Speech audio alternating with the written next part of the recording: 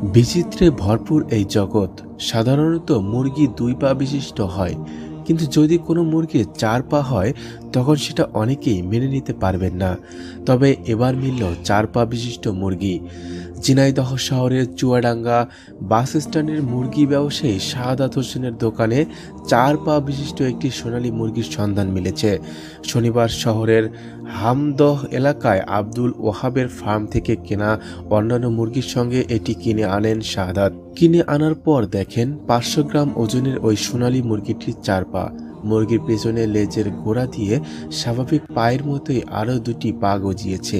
এই অস্বাভাবিক পা দুটি নিয়েও এটি দিব্যি চলাফেরা করতে পারে।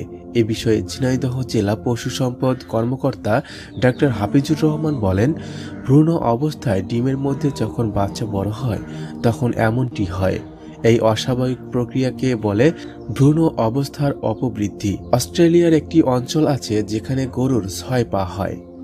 প্রিয় দর্শক, এই অলৌকিক ঘটনা সম্পর্কে আপনার কি মতামত তা কমেন্ট করে জানিয়ে দিন। ভিডিওটি ভালো লাগলে অবশ্যই একটি লাইক দিন এবং বন্ধুদের সাথে শেয়ার করুন।